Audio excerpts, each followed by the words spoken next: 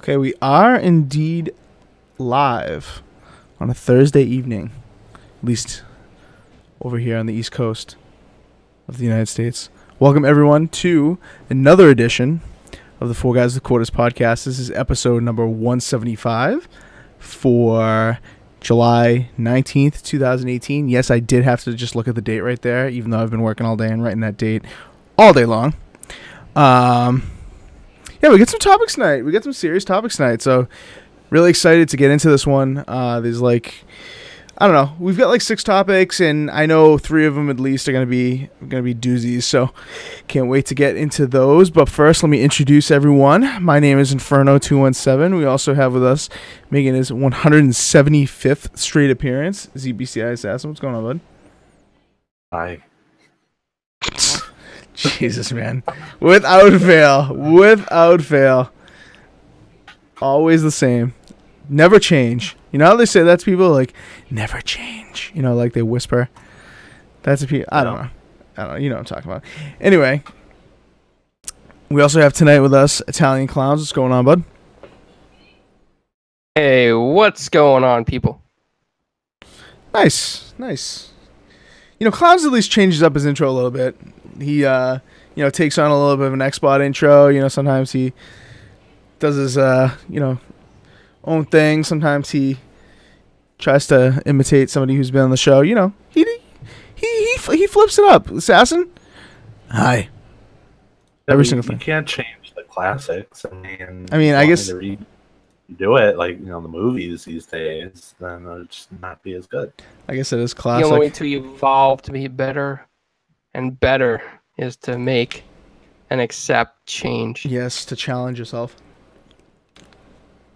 It's a mix of JFK and Obama in that quote. There you go. Anyway, so tonight, like I said, 6 topics. I'm going to talk about the Sea of Thieves Cursed Sails coming later than we thought it was going to come. Last week we talked about it may be coming on the 26th, but it's coming on the 31st, I believe. So we'll talk about the impact that has. Why isn't Fortnite free to play yet? Why isn't the PvE free to play like they kind of hinted at? You know, they said 2018 it's going to be free to play. It's not free to play yet, the PvE section, the Save the World. Why is that? We'll get into that topic. That's one of the juicy ones, I'm sure. We'll have some opinions on that. Microsoft teased new hardware and then kind of took it back this week and said it was just accessories. So we'll talk about what we think is coming in the pipeline in the next month or so at Gamescom and probably a couple weeks after that too. They'll be talking some new accessories, maybe some new controller colors. Who the hell knows? We'll talk about a little prediction Michael Pachter made about the next Xbox versus the next PlayStation 5. We'll get into that. We'll talk about the Xbox Ultimate Game Sale, which is happening as we speak. Some good deals. We'll talk about what the best ones are. And, of course, the Culling 2 and the disaster that is that game, or was, should I say, because I believe it's already been removed, not even a week later, or just about a week later. It's already been removed from marketplaces. So, before we do that, let me give a shout out to the Tick Gaming Network. We are an affiliate podcast of theirs. A lot of big things coming up that we'll be able to announce pretty soon, hopefully. But yeah, we are an affiliate podcast. We are, joined by other affiliate podcasts that are very good and, have wholesome, good, non, lets everybody just scream at each other kind of content. So we pride ourselves on that, of course. So a link is down in the description right now, so you can check out the Tick Gaming Network and the site that we are now affiliated with. So props to them for bringing us on. All right, let's just get into this story really quick. I know it's kind of out of order the way I introduced it, but I want to get your thoughts on this. So Microsoft, through Major Nelson, announced that there would be all new Xbox hardware, quote unquote, shown at Gamescom. They teased that. And a lot of, this was The Verge that we're showing right now. The infamous Tom Warren had an article on this. And a lot of other sites picked this up. And then there was a little bit of attraction because Xbox Wire was the one that originally said, oh, it's going to be, accessories and the like, not hardware, so to speak. So there's a little bit of confusion there. A few hours went by, and people were rolling with that article, with that news bit that, you know, there was going to be all new hardware. Even me, you know, as soon as I saw that, I tweeted at these guys. I direct messaged them. I said, this is definitely a podcast topic. Like, this is huge news. What could this be? Blah, blah, blah. But looks like it may just be an Elite controller or something of the like, but who knows? You guys have any thoughts on what you guys think it's going to be next month at Gamescom? I mean, it doesn't necessarily have to be just controller related, you know? What do you guys think? It's probably more controllers, let's be honest. They put like thousands of controllers out. If anything, if it's going to be huge, another Elite, but it's just going to be controllers. Controllers. Clowns, what do you think? I don't know. It's tough with Microsoft because when it comes to this kind of stuff, they're very unpredictable. I mean, could it be the backlash for ending the Kinect or the adapter for the Kinect, and maybe they want to make another one, even though it's not going to do well? Could it be another type of adaptability controller? Could it be another Elite, like you said, Inferno? Or maybe they partner with a company like Scuff Gaming, and maybe Scuff's going to make official Xbox controllers, like Elite versions or something. So I'm thinking anything along those lines. I don't think we'll see any new Xbox hardware itself just yet. Or maybe third-party peripherals. Maybe like somebody did a VR headset and it's finally going to come, even though Microsoft said it wasn't. Or maybe they're just going to announce what's coming in the future. Mm-hmm. Mm-hmm. Yeah, I mean, I'm kind of with you guys. I think it's going to be mostly controllers. I think, you know, the opportunities there to refresh the Elite. I think it's time to refresh the Elite. I think the shortcomings of that controller, you know, shout out to some of the amazing guys, Matt Kesselring, James Shields, some of the amazing guys, David Preen, you know, amazing guys that worked on that thing and made that controller a reality, because that really was like the first party Scuff controller, you know, and really did take, you know, the Xbox controller, which already was amazing, to the next level. And hopefully, you know, we see next month that it is that, and that, you know, they have more up their sleeve in terms of, you know, making that just that much better, you know, because I think it is time, and I think there are shortcomings, specifically those grips that were on the controller before. Those things are hideous. They feel great for a couple of months, and then they just rub off. So that's happened to a lot of people I know. My brother, that's happened to two of his Elite controllers. I mean, I have a Elite controller just sitting here that my brother gave me that has rubbed off grips, and I can't even use it, as awesome as it is. So, you know, but also I was thinking maybe, you know, everyone's been asking for like that one-eared chat microphone thing, you know, earpiece. I'm thinking maybe they're going to finally hit us up with that, because I think, you know, all the accessories that are coming out now, I feel like may be compatible with whatever Microsoft shows, you know, next for gaming hardware. So I feel like they shouldn't stall on making new cool stuff. You know, they haven't had that the whole gen. You know, why not make it now? Who cares, right?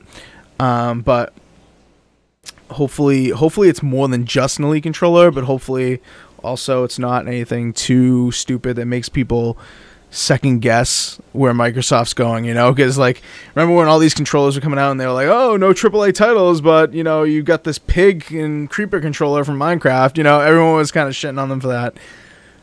So, but just hope it's not keyboards, because we've seen, you know, that, what was that keyboard that they're, you know, they partnered up with, I forget what it was called, but, you know, we saw a keyboard come out. Right.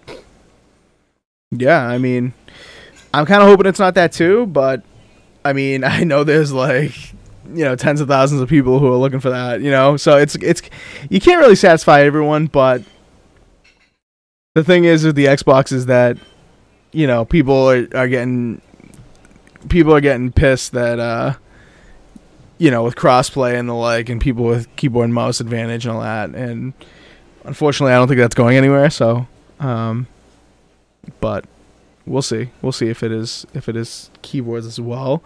But, you know, Elite controller, chat headset would be amazing. Maybe a new partnership, like Clowns was saying with Scuff.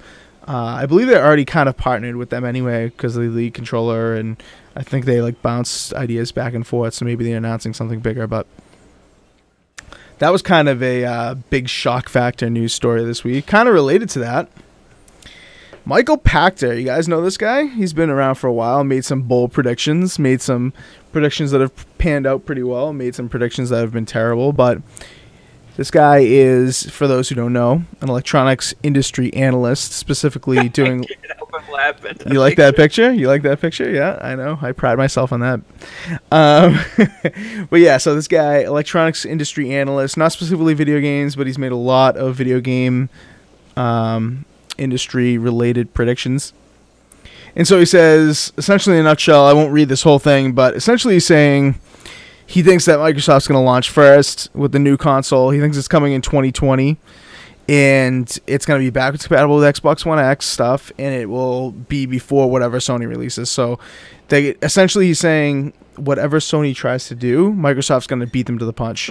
So if Sony tries to launch in late 2019, Microsoft is ready to pounce before that, which if you look at history, that hasn't been a good thing, right? Look at what happened. Sass, I know you definitely don't remember this, but clowns, you may remember this with the Sega Saturn when they were supposed to release it in like January or something and released it like 5 months ahead of time just to beat Sony to the punch. And a lot of developers were pissed about that because they couldn't get their software out in time. And because of that, EA totally isolated the Sega Saturn and never made games for it. So I know that's not going to happen now, but you know, you could screw something up by releasing things early. So I think they got to be careful with this. And the Saturn had so much potential, especially with Virtua Cop. I'm so sad that that thing just died out because I remember my dad waited overnight to get that for me as soon as it came in off the trucks at Toys R Us. Mm-hmm. He was there, and they handed it to him, and he handed them lots of money. Lots of money that was not the retail price, I'm guessing, to get it right off the truck, right?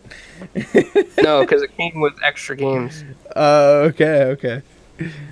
Gotcha. But yeah, I mean, our companies, you know, I mean, they obviously have their publisher and developer relationships, and I don't think they're gonna isolate anyone like what happened with the Saturn. But sometimes other bad things can happen, you know, when you rush things just to get them to market before your competitor. So I'm kind of worried about what he's saying here, but at the same time, I think it's awesome because, you know, I think Sony got a leg up, even though it was only a week ahead of time. I think they got a leg up because it was more powerful and it was a week ahead of time and it was cheaper. So there's a lot of factors there, but I think being the first one to market is kind of a big deal. But Sasson, any thoughts on this?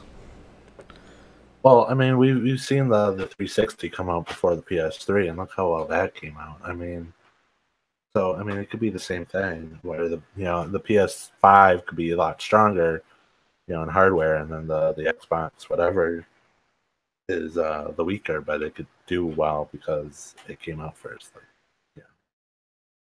yeah. Mm-hmm. Yeah, I mean, first to market is huge. First to market is really, really big, and you know, people, especially, you know, the hardcore, the people that are spending the most money on these things, are wanting the latest and greatest, you know, as soon as possible. You know, these things get pre-ordered a ton.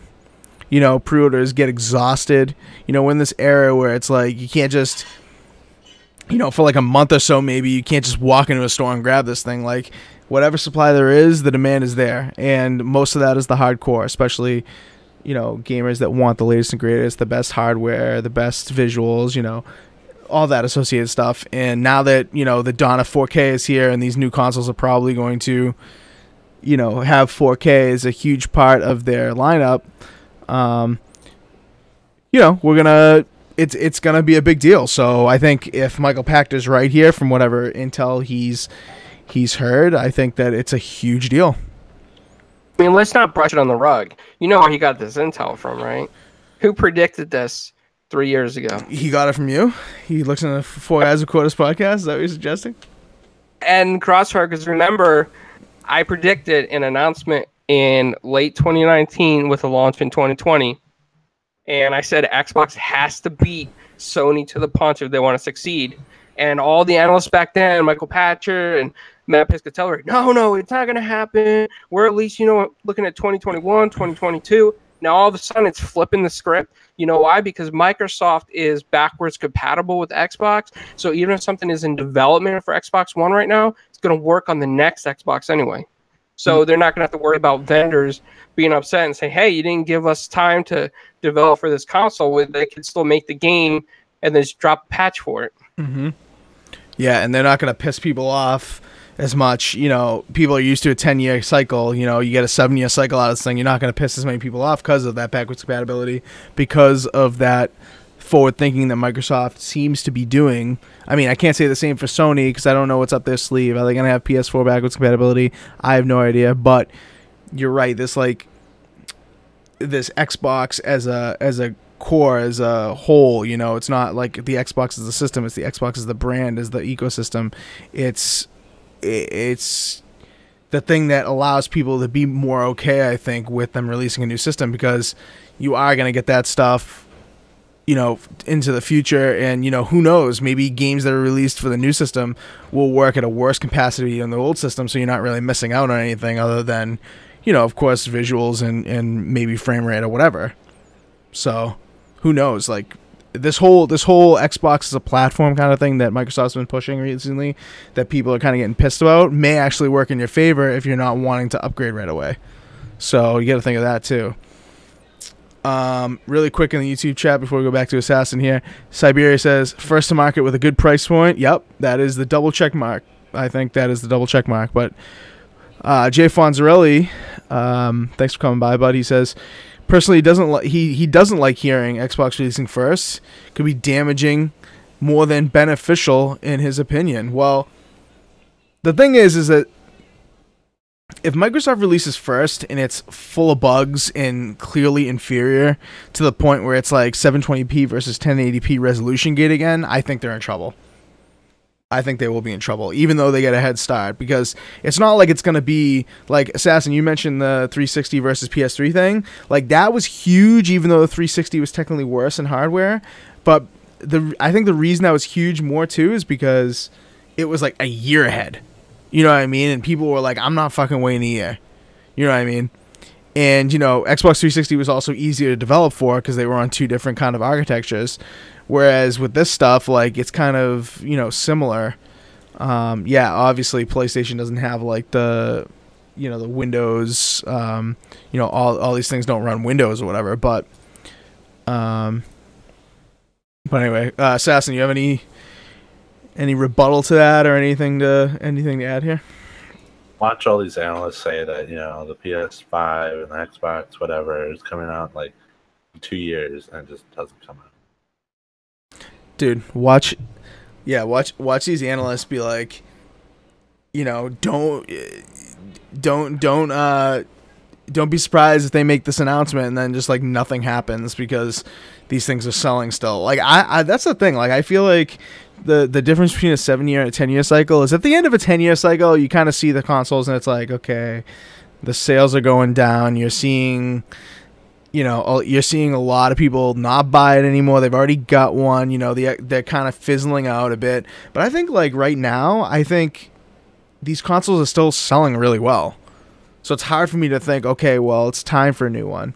The only reason it's time for a new one is because of the tech on PCs and stuff, and you know, with graphics cards and strength of processor and whatnot. Like, that tech has taken a leap compared to what was available in 2013. It's like very, very noticeable, especially with gaming PCs being so affordable now. But I don't know. Fonzarelli says again, they've got a game issue that needs addressing before releasing another console. Is my point, though. Fair enough.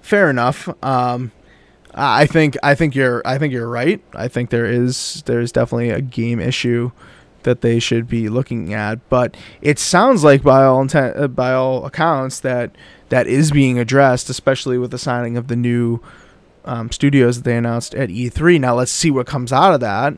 You know, by 2020, who knows what will be out of that? Who knows what will be announced? You know, maybe there will be, you know, enough stuff kind of like in the pipeline and announced that it justifies a new console being released, and they think they've solved that problem. But I mean, they've got a huge hill to start climbing up before, releasing a new system. Like if they were releasing a new system in the middle of next year, like, September, October of next year, I think that would be a huge, huge mistake. Even if Michael Pachter's right and they do want to beat PlayStation to the punch, because, we've heard like almost nothing about what these new Xbox game studios, quote unquote, add-ons, these 5 other studios or whatever. We haven't heard anything of what they're doing. So. Well, even if these, they have obviously they have a game issue, but like these guys are gonna not be sitting on their ass until they fix their game issue. They're gonna work on a console. So either way, if they have a game issue or not, they're gonna make a console. They're not gonna just sit there. Yeah. No. Same thing with the controllers. You're not gonna have all these guys sit on their hands, be like, oh, we need to wait for games. Let's just not do our jobs. Yep, I agree with that 100%, because especially since we know that these teams are so isolated. It's not like it's obvious that these teams are very isolated, because you've gotten the Xbox One X produced, which is marvelous. You've gotten the Elite controller, which is revolutionary. You've gotten 2 products on the hardware side this gen that have like revolutionized their respective areas, and then you've gotten games that are AAA category from Microsoft that haven't done the same, or you haven't gotten one yet this gen that has done the same, so it's obviously very separate, and I agree with that. I think they've always got to be evolving on the hardware for sure. That's a good point. Clowns, what do you say in the chat? I was just responding to Fonz, because Fonz says, they got a game issue that needs addressing before releasing another console. So I wasn't sure specifically if he was talking about like recognition for the brand through exclusivity or strong third-party deals. And that's the way I took the comment. I think Xbox needs better brand recognition as far as games and exclusivity and why you want to play it on Xbox, besides just the fact that, they say Xbox One X is more powerful, but we need a massive marketing push for Xbox to be more broadly recognized. On the other hand of that, though, we're looking at a executive team that wants massive crossplay, and they see crossplay as being the future. Like, get a game on Switch, get a game on PC, and you could just play it anywhere with Xbox. Mm-hmm. Mm-hmm. Yeah, and PC doesn't have that problem. Like, PC has that luxury that they don't have to work on that. They don't have to work on the recognition issue. They don't have to worry about being positioned as like the stronger of the competitors or the more diverse of the competitors or whatnot, because I don't think PC manufacturers, I don't think PC gamers in general consider console manufacturers or console gamers as competition. So it's like, everybody has a computer, so you don't really need to market to gamers in the same way as Microsoft and PlayStation. And yeah, I think the marketing, like especially for a lot of games, like we're gonna get into Sea of Thieves in a second. I thought the marketing for that was plentiful but not great. Like, we didn't know what Sea of Thieves was until like the beta. Like, we knew because there were closed alphas and stuff, but it's not like those people could really divulge too much information, and we didn't know really like what else was coming in the full version compared to those betas until like right before the game came out. Same thing with Recore. Like, we didn't even know what kind of game Recore was until very shortly before it came out. So that is marketing problem for sure. Go ahead. Another thing too, though, like Mixer is a great opportunity for Microsoft and Xbox. Definitely. But instead of really pushing it as like an Xbox or Microsoft streaming platform, they're pushing it as Mixer is its own identity and accepts everybody. So like people don't, there's people out there that are casuals that look at Mixer and don't even realize that it's backed by Microsoft or owned by Microsoft. And a lot of the executive team at Mixer now is former Xbox employees. So, I mean, people don't realize that. Casuals don't realize that. And another problem that you briefly touched on is the PC people. They don't consider consoles as a threat to their platform at all. Because if you notice, you get streamers on PC and they'll play any dumb ridiculous game and get massive millions of views for something so funny and ridiculous. Whereas on a console, it's like Sony or Xbox has to approach streamers and be like, please play my game. Yeah. Please. Yep. It's yeah. I mean, and the streaming thing is like free marketing essentially. Yeah, you may have to distribute some codes and whatnot, but that's got to be accounted in the budget. Even though, Matt Piscatella, a guy that we definitely respect in the industry, that works for the MPD group and kind of does analysis on these kinds of things, says that streaming games doesn't really affect purchase decisions too much. Now, I disagree with that because I think that maybe over the wide look of all games, maybe it doesn't, but in certain like subgenres, I think it makes a huge difference. But obviously, you have to take it generally. You can't, you're not going to break it down to every genre and every platform and all that. But I think you're right. I think, Microsoft has a position Mixer which is being taken much more seriously lately as a huge strength. And I feel like you're right. I feel like people see Mixer, they don't think Microsoft, and then we do. Is that like a good thing though? Because like if you go to like Mixer and they promoted Xbox all over the place, like that would get like annoying. Like you're here to watch people play games, not to see a company just promote Xbox. Like I know it's Microsoft and they should promote it, but it's they're trying to take down Twitch. You don't see Twitch. They like promote like PlayStation. Obviously Amazon owns them, but you know what I mean. You don't want to see a bias type thing. And Amazon talks about Twitch in reference to the strength of their own AWS.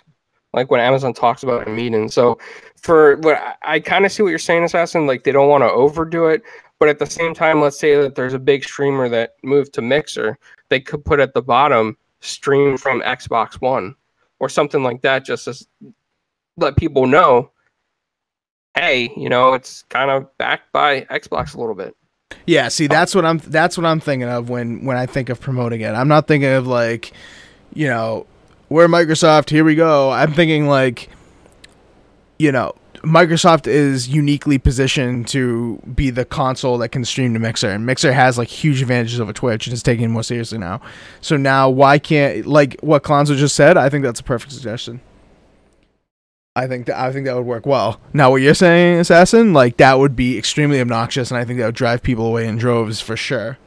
But like, I think maybe when I was just describing it, I was kind of saying it wrong. But what I think is that Xbox needs to leverage some of these things as their advantages, like having Mixer as a streaming platform, maybe using Mixer technology as like, we obviously know they're building like the Xbox Cloud or whatever you want to call it, and using that kind of technology to like make the next Xbox have a leg up on PlayStation in that kind of way,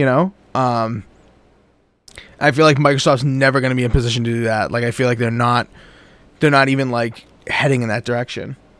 I think that's kind of like what I meant, but I know what I said kind of came off of what you were suggesting, and that sounds awful.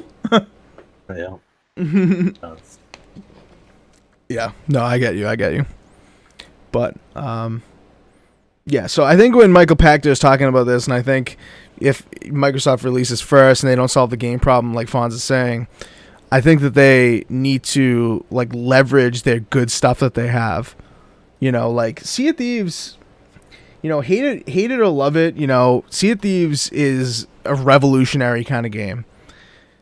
And the same can be said about some PlayStation games, but like, I don't know if, and I may get hate for this, but I don't know if, I can't think of a PlayStation game that was like as revolutionary in its genre than Sea of Thieves in whatever genre you want to put it in. What I mean? I feel like Sea of Thieves is so different, unique, not necessarily like revolutionary. Maybe I'm using the wrong word. Maybe I mean evolutionary, but like there's something about Sea of Thieves being done on like quote unquote exclusively on the Xbox platform that like makes me look at PlayStation, and I'm not like hating on PlayStation. It's right here and I love it and I play it often, but like what is on the PlayStation that makes you feel the same way? You know what I mean? So I think Microsoft has to leverage that and make it stand out more than just like power. Like these companies can't be making it just like, oh well, I have like 8 teraflops, so you only have 6, so fuck you, like you suck. You know, they need to use other things, I think. But anyway, we're getting to Sea of Thieves right now, actually, because I know these gentlemen have a little bit something to say about what's going on in Sea of Thieves, and I know we got some comments on our last podcast about how, you know, taking down statues is fun. But now we're getting ready. Just wow, guys. Yeah, I mean, we did. We got some comments on that, and you know, whatever you find fun, people. You know, I'm not gonna bag you for that, but you know, for people who've played it and have their opinion about whether or not it's fun, I mean, people have different definitions of fun, but you can't deny that kind of update is a sad update compared to something like this Cursed Sails. Like that's a sad update, man. Whether you like it or love it. You know, Inferno, some people like that VR butt simulator that's out there, so you never know. People like different things. That's true. This is true. Andrew's bringing up loot crates here. So, Andrew, I will say that I wish there were loot crates in Sea of Thieves, so Yeti could gift us stuff. $460 worth. That's a lot of loot crates. That's a lot of money to drop in a loot crates. You know, if you're dropping that kind of money in loot crates, you know, and especially if you don't like get what you want, you know, man, you just need a hug. You might need a rub on the, you know, a rub in the bag, a nice little hug, a pat on the shoulder, saying better luck next time. You know, $460. That's a lot. What'd you say, Hassan? You know, I said maybe a balloon should be sent to you. That, yes. You know, not like it well, but like, I'm sorry. Yeah, kind of like I'm sorry cards. Yeah. Yep. So we should, you know, all jokes aside, we should send something to Activision and ask them to make a special calling card just for Yeti and call it like 460 calling card. The 460 money just on fire or something. No, and have the money just on fire. And then, like the animation, you just see his hands, and then he's just throwing money in the fire. Man, that is a lot. I mean, I feel bad that he didn't get the Volkstrom, because Assassin, we all know how Assassin plays Inferno. Like, he plays nonstop until he gets all the things earned in the game that he can for that day. And he got the Volkstrom for free. And one of our friends on Xbox, you know, was like, "Oh man, I really want that gun." Drops $100, opens up all the crates, doesn't get it. Drops another $100, opens up all the crates, doesn't get it. And Assassin at that point was like, "Wow!" And then he does it again, and then again, and again, and it just doesn't happen for him, man. You know, and now it's come to where I have the Volkstrom that says "Hi Yeti" on it. So when he picks it up, it's just wow. Way to rub salt in the wounds. But then again, I mean, if you're spending $460 on loot crates for like one gun, you don't get it. I mean, I should also put there's a weapon charm that's just salt. Oh yes, put some salt on that weapon. Yep. Definitely. I mean, at least, you know, in Yeti's defense, I did steal one of Assassin's emergency airdrops, quote unquote, by mistake. Yeah, I said I have an emergency airdrop. What does clowns do? Enemy's coming. Go grab it, clowns. Yeah, when I didn't say that. Wow, brutal. Anyway, Sea of Thieves, right? Cursed Sails. Assassin boldly predicted that. Yeti's saying you filled my burn with salt is what you did. Wow, dude, $460, man. That's a lot on loot crates. That's a lot on loot crates. Anyway, Assassin predicted that the 26th would be the release date for the Cursed Sails, and now we know it's gonna be the 31st, not the 26th. So it's like almost a week later. And actually, what day of the week is that? That's a Tuesday. That's a Tuesday. Okay, so the 26th would have been a Thursday. Could have been like one of those Friday releases. that releases like a little bit early, like on a Thursday or something. But nonetheless, that is not what the case is. We're getting it on the following Tuesday. So, thoughts on that, Assassin? You more excited, less excited? You kind of scratching your head about this? What do you think? No, I mean it's fine. I mean we get a few more days to wait, which is a few more days for them that that they add things and tested it, and so then we can have a smooth launch. And supposedly it's going to be like 3 weeks of stuff with new rewards every week. So I'm looking forward to it. I like this line. I like to see this is what Microsoft has to do with all their titles and leverage them like this. Rare says that the update will, and quote, change things forever. See, that's like a buzz line. That's a buzz line right there. That's like a whoa. That's like a mic drop moment. Change things forever.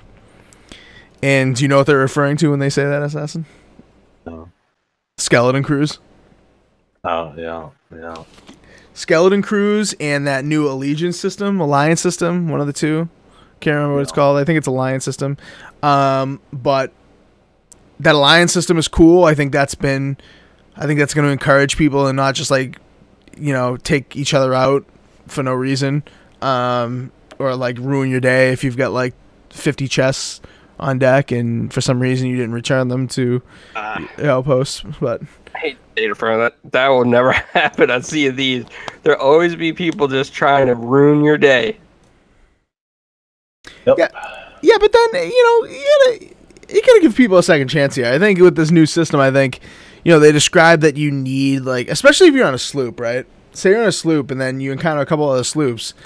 Like, these people are gonna want to take, like, they talk about needing this alliance system to take down, the skeleton crews, because the skeleton crews are going to be super nasty. Now, if you think about how accurate the skeletons are on the cannons, like on shore, think about how accurate they're going to be when they're on a friggin' boat, right?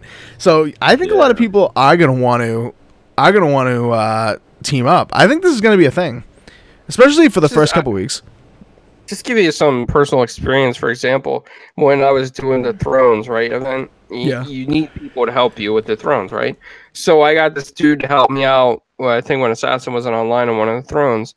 And so we're going up there, we're getting on the throne, and after we get on the throne, he goes on my boat, takes my chests, and just runs off in the water and then disconnects.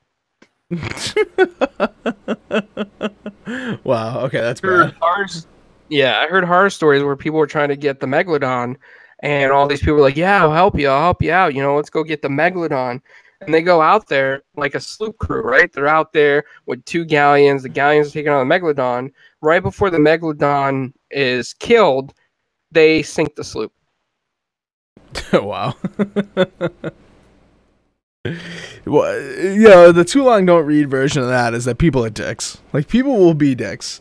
But I think, like, I think Rare has an opportunity to incentivize this a lot.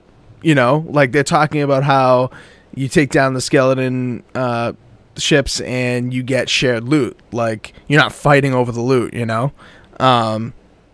which is a good thing. Like, there's going to be enough loot for everyone. It's going to be shared. It's going to be a way that people know, okay, well, I don't necessarily have to take these people down. They just help me, so thank you. Like, let's share the loot, But, I don't know. I guess time will tell. I mean, like you just described, like, people are dicks, and maybe this won't work out like we're hoping, but I don't know. Another example. I got another one for you. So me and Yeti and Assassin's friend Cause. So just me and Cause, we're rolling on a sloop, and we're going to get these mermaid statues. And these mermaid statues are no big deal. Like, go in the water, you slice them with your cutlass or whatever, and you go on about your day. Like, you don't even care about doing regular quests for the day. So this dude saw us going after mermaid statues, so he follows us. And followed us to like 3 different islands, watching us get mermaid statues. Then all of a sudden, the mermaid statue starts sinking our boat. He knew we had nothing on it. Right. He just didn't care. Right. There's some. Go ahead, Assassin. Sorry, go ahead. It's like alliance system, so like I obviously we don't know how it works because we haven't played it. But I mean, there could be potential where if you like sign something or click a button, that maybe there's no friendly fire on the boat, so you don't get these douchebags, stories. Yeah, you're still gonna have your douchebags. That's never gonna go away, especially a multiplayer game. But with this alliance, everyone wanted these, big fleets of boats and stuff. Now we have that chance to have like 4 galleons and not have to worry. Right. Like a lot of people were complaining about Sea of Thieves saying, 4 people is the max that I can play in a group with. Like that's kind of bullshit. Well, now, I mean, granted, it's not like you can party up with like 8, 12 people and jump into a game together. And it's not like exactly like that. Ways people like will come up to you and be like, can we take your ship? Can someone leave? And we join you, and then you guys leave, and then they have 2 galleons with their friends. Right. No, yeah. I mean, there's definitely ways. It's not like as easy as just inviting idiot buddies together, but like, in my experience with the game too, there's been a lot of just like meeting people out there and like, inviting them to party or like, going to game chat and collaborating, even though this alliance system hasn't been formalized or anything. But I mean, there's some of that, and I think there are a lot of people that do care for that. So I think that's going to be a huge add to this game. And granted, the skeleton thing's going to last. I don't know if the alliance thing is going to last forever, but the skeletons thing is going to last forever. I think they said something with the pennant system. The pennant flags are being reworked to have something to do with the alliance system. So I would imagine, you have maybe you put up the same flag and you become part of the same alliance. Yes. But then I could just putting a Jolly Roger flag right in the middle of it and be like, I'm going to screw you guys over. Screw this. Yeah. I mean, I think the game needs some of that too. Like, you can't just be like cookie cutter. You need some, if you think of pirates, I probably, that's what you'd expect to happen, right? In some cases. So, I don't know. I think that'd be fun. I think it's going to be a lot of fun. I think the addition of the 3-person boat, the brigantine, I think it's an opportunity for that to be really cool.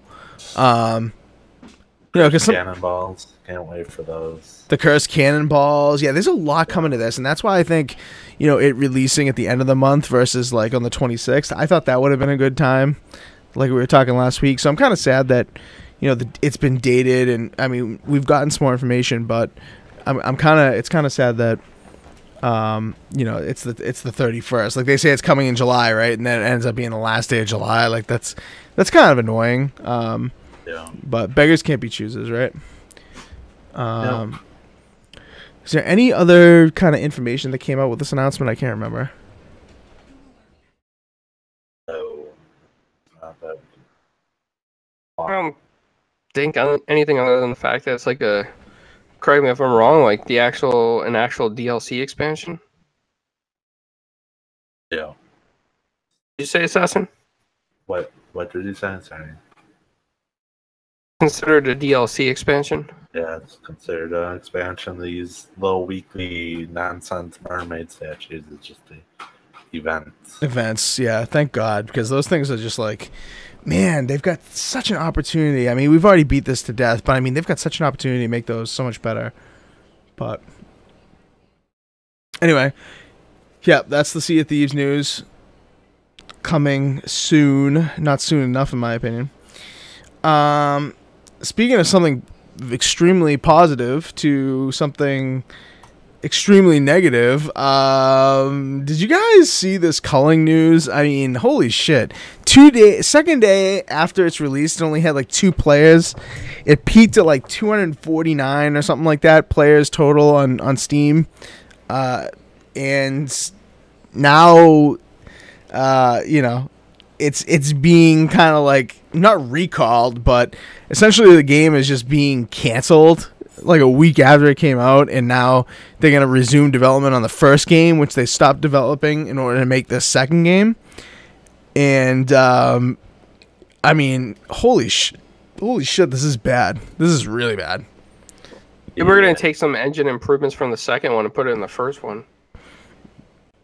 Good. I mean, this is the thing about the first one. Like, the first one I feel like had a lot of promise. A lot of people liked some of the melee focused combat that was in a battle royale game. Like, you don't really see that a ton. You see it a little bit in Fortnite, yeah, whatever. PUBG, like, I guess you see it a little bit, but, you know, in the Culling, you know, melee combat is a huge focus, and I think it's really exhilarating in some instances, the way they do it. But the Xbox version that we got was just such trash. And they released it on the Xbox in preview, knowing that they were just going to stop developing for it.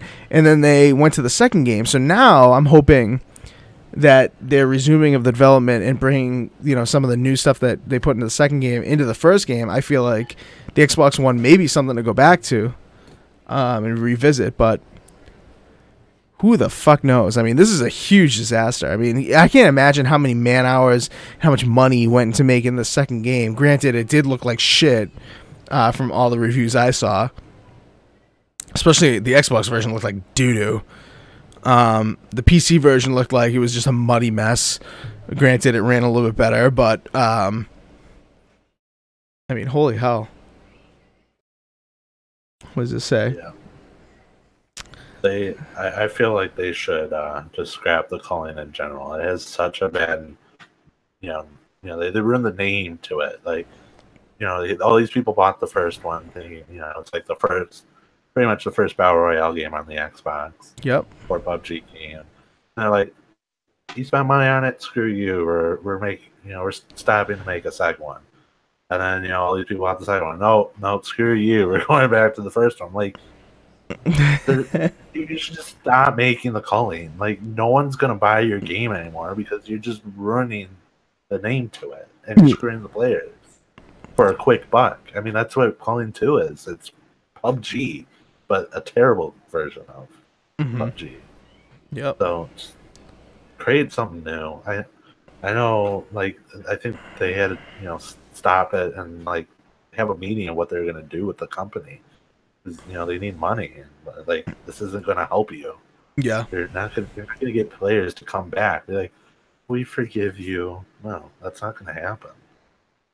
You know, I think the Battle Royale genre is already taken up between PUBG and Fortnite, and PUBG's losing, or has been losing some players to Fortnite as well. I think, you know, Fortnite is the big Battle Royale, and Culling doesn't have a place there. When I played the Culling 1, I thought it looked like GoldenEye's version of Battle Royale from Nintendo 64. Yeah, no, it looked like piss. I mean, I agree with you on that. And part of that is because they just abandoned the thing. Like, they pushed the thing in Xbox, and, you know, I'm not just making this up. I've heard this from many people. They pushed this thing to Xbox on a version of the game that was essentially from, like, months prior. Like, it's not even like, you know, they refined this thing until the last couple of days or the last week or so.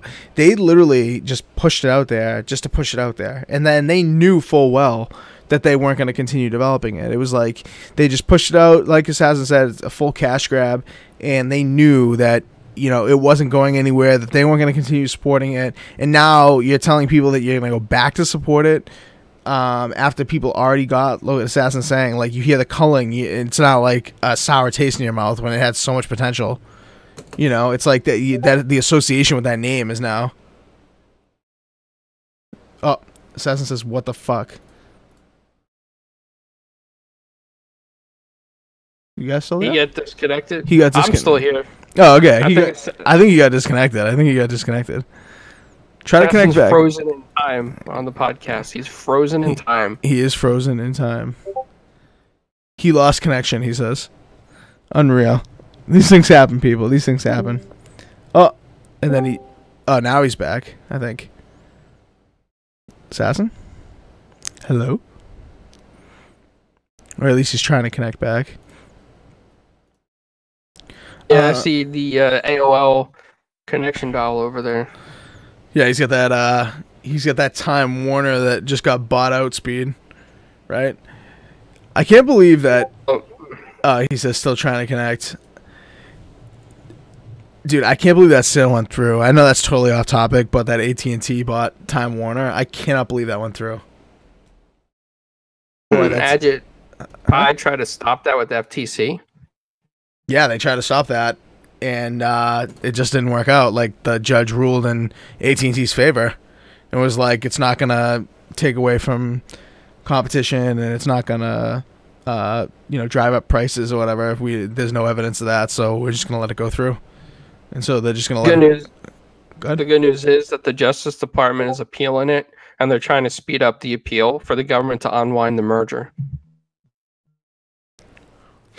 Yeah, I think I don't know how a judge could be like, oh, it's not gonna drive up prices. I would think it's gonna drive up prices. Oh, look, I got crazy. Ajit Pai would overturn net neutrality, but try to stop the merger of AT&T Time Warner. I'm kind of confused on that. Right. Very confusing. The guy doesn't even know where to stand on these issues, for Christ's sake. It's fucking ridiculous. Inferno is really zoomed in. Yes, I was really zoomed in for a minute there, because you keep disconnecting.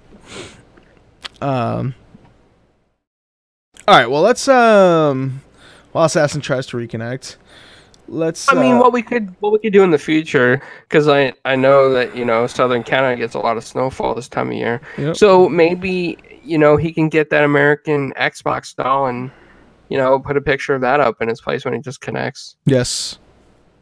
Sounds good to me. Sounds like a plan. It's like he's trying to connect, but it's not letting him. It's really weird. It's really weird. Assassin, tell us what's happening on your end in the chat, if you will. Assassin says it's like 90 degrees outside. Well, I mean, he is all about Canada these days. He's talking about Canadian bacon. He's running the Canadian flag on his Call of Duty guns. I mean, Yeti and Annie can vouch for that he's been all Canadian lately. And the Miss Lady Assassin person on the other Call of Duty team that kept killing everybody is from Canada. So, I mean, it just makes sense that Assassin is connected to Canada. Assassin says Canadian bacon is ham. Man, you're gonna angry some of your family members there by saying that. Ooh, I'm back to really zoomed in. All right, well, show must go on. Let's just while Assassin reconnects, let's just talk about this Xbox Ultimate Game Sale. I think the cameras are a little bit off. You're zoomed in on the camera. Yes, I see that. Under CPC Assassin. What's up, Assassin? Hold on, how is he? What's up, Assassin? Oh, hello here. Yeah, dude, I can't fix it because if I try to fix it, then when he rejoins, it'll be knocked out again. So you got like a puppet box. That's great. This is awesome. You should do this more often. Oh, fuck, he's back. Are you back? No, it says he's still connecting. All right, real quick, Ultimate Game Sale. Is there anything that you saw that's worth a damn? I saw a few things. What did you see that you thought was pretty good? I'm gonna be honest. If you were thinking about trying Before the Storm for the Life is Strange series, I think it's a pretty good deal on it. $8.50. Marvel vs. Capcom Infinite, I thought it was a pretty good deal. What, like $15.99 for the regular edition, $23.99 for the deluxe edition. Thought that was pretty good. Mm-hmm. I'm not a big fan of For Honor, but it's the lowest that I've seen that gold edition ever go for $15. Yep. I mean, it is a Ubisoft game, and I feel like that kind of stuff might be you get that game.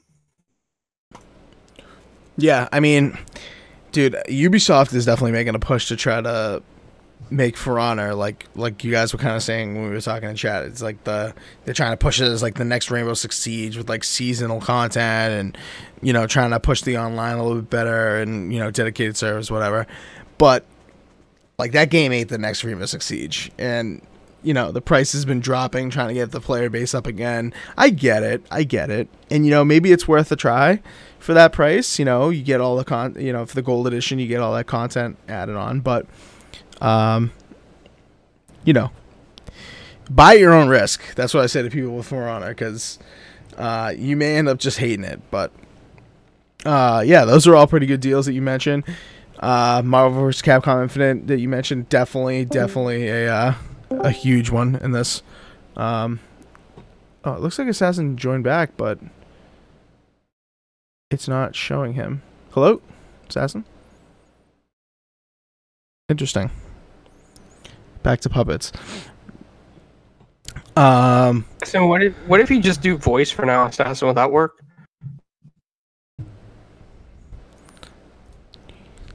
He says he's trying voice. Oh, that's why it didn't pop up.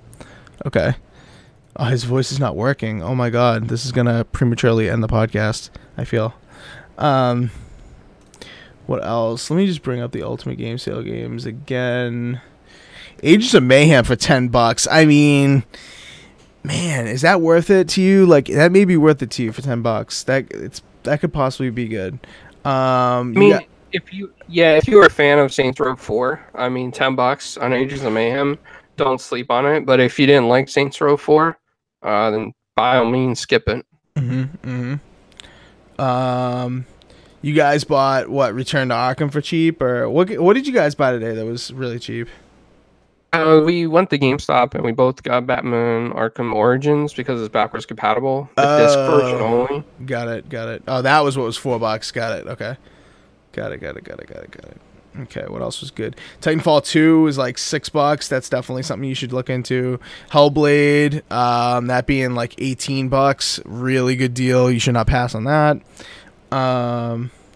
What else? I'd say what? Good. Bin is one of the best Telltale games I ever played. Besides Wolf Amongst Us, so I would suggest getting the whole season on that. Yeah, absolutely. Some of the deals in the Telltale stuff really, really good. Destiny 2, $19.80. I would not get that because I've seen it on disc recently for like $6. So I would pass on that. What else? A lot of people seem to be liking Conan Exiles. It's $34.99 right now, so I mean that's on sale if you want to always check that out. Yep, that's an excellent deal. There's some good stuff. I mean, if you're people, if you're privileged enough to own a lot of these games, luckily we own a lot of these games. But if you didn't, I mean, some of these are very, very good deals. Forza 7. I don't know, Forza 7 is not really that good of a deal. I wouldn't buy it at this point for $40. Look at that. Deus Ex is 80% off with gold. Mm-hmm. I'm not even logged in, and the price is $13.50, and I think that's a 70% off. So I mean, that if you really want to check out that game, that's a perfect deal for that. Yep. Absolutely, yeah. There's a ton of good stuff. Assassin saying Forza Horizon 3 Platinum Edition is 75% off, and he is correct. So Forza Horizon 3 with the Blizzard Mountain, the Hoonigan Car Pack, Hot Wheels DLC, all that stuff, 39 or it's 75% off. So I think it's like $39, something like that. So check that out. Here you go, Inferno. I mean, I've seen this on disc cheaper, but I know that you've always been a fan of Dishonored. Yep. That's on sale too. Yep.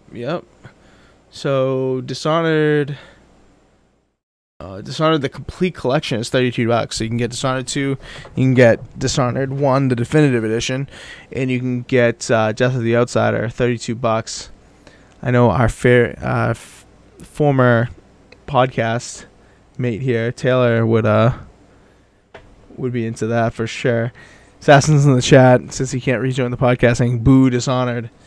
I mean, Assassin, I'm with you on that, but there are people that really do like that series, so can't stop them from enjoying it on a sale. That's right. Let me see what else. I'm trying to scroll through really quick. I thought there was one other thing that I thought was a pretty good deal, and now I can't find it. Maybe I'll just tweet it out. I said Hellblade. I thought that was probably the best deal. Yeah, no, I think that's pretty much it. Oh no, Wolfenstein, the 2-pack. You can get the New Order and the Old Blood for $15. Those are both excellent games if you want to go that route. Wolfenstein 2, the newest one, the New Colossus, that is, I think it's like $24, so that's a pretty good discount. So you can get the digital deluxe edition for $40. That includes the DLC. That's a good deal. But yeah, the Ultimate Game Sale lasts for what, like another week or so until the 30th. I think has some pretty good stuff. So the Jackbox party packs are on sale too. Dude, the Jackbox party packs, you gotta have those in your arsenal. Gotta have those in My Games and Apps, or even if you buy it on like PlayStation stuff. That's one of those games that doesn't even matter where you have it. It's just a lot of fun, and it doesn't require your friends to be on the same system. You play on the phone and everything. So those are good deals. And we were gonna talk about Fortnite, but since Assassin can't get back in, I think maybe we'll push that. But just to tease it, maybe we'll do like a special video. So Fortnite is on sale for 50% off right now until July 30th. So we will actually have another not for podcast. Xbox. It's over. Not for Xbox? No? Is that true? Xbox ended. It's only on sale on PC. I don't know about PS4. Well, if you link your accounts and buy it on PC, you can still get it on that deal. So that's like a sneaky little workaround. But Clowns is saying it's over on Xbox. So good luck on that. But I mean, if you have your Epic account linked, I would definitely still try to get on the deal on PC and see it carry over, because you can buy the Save the World, which is excellent, and which is probably what I'm going to be playing later tonight, for $20 now. So you can get it on that. But we were going to talk about why this game isn't free to play already, but Assassin's not here, so I think we're gonna push that off. We should wait, because me and him are both huge Fortnite fans after we denounced PUBG recently. Mm-hmm. You've seen the light. Fortnite is just so much better on console than PUBG, and PUBG had so much potential. I mean, I wanted it to be good. I said when that thing came out, I thought that was the, one of the top third-party gets of all time on any platform because of how popular that game was and how much potential it had. And they just couldn't iron out the bugs in time. And I think, Fortnite just runs so much better. It's more appeal to everyone. And, this PvE mode is actually really good. So I would highly recommend it. Assassin says it's in the Ultimate sale. I don't see it. Yeah, I think it was. That's why I'm surprised it's over. I saw that the PvE stuff was in there, but I'll have to check in a browser window. But I think we'll do like a special thing. Maybe we'll do it on Sunday or something, where we just talk about that. That'll probably take like a half hour or so just to go through that and get our opinions on it. But I want Assassin to be here, so I don't want to do it just me and Clowns, because I know Assassin's got a ton to say, like Clowns just said. Before we go, let me check Xbox Ultimate sale. Go back to that again. Yeah, he's right. It's in there. As long as you have gold, you can get it for $30 for the deluxe founders pack. Yeah, so I would look into that. It's a nice way to earn V-Bucks too, and I think we'll get into that when we do the special edition of the podcast to talk just about this topic. But I think that's part of the reason why it's not free to play yet, because I know people are craving this mode just to earn some V-Bucks. So, but anyway, that is it for tonight's edition. Definitely, if you haven't already, definitely check us out on all the platforms that we have the podcast: Spotify, iTunes, here on YouTube. Just search 4GwQPodcast. You'll find us on all. Subscribe to us, like us, whatever's available on that platform. It will help our podcast out significantly. Check out, like I said earlier in the podcast at the beginning, Tix Game Network. That is the link for that is in the description right now, so you can find it there. What else? We should be streaming some games pretty soon. Now that I'm kind of like settled and I have my setup here, I'm planning on streaming some stuff now that I have an awesome upload speed. So look out for that. And yeah, other than that, just search 4GwQPodcast on Twitter, 4GwQPodcast. Follow us there. Follow us individually by the names that were below our heads here. That looks like Clowns', but it's because Assassin dropped out, and I'm just pointing now. This one's mine right here. This one's Clowns right here. This one's Assassin right here. But yeah, other than that, we're out of here. We'll see you guys sometime in the next week to talk about this Fortnite thing, and definitely on Thursday for another edition of the podcast. So we'll see you guys later. Peace. It's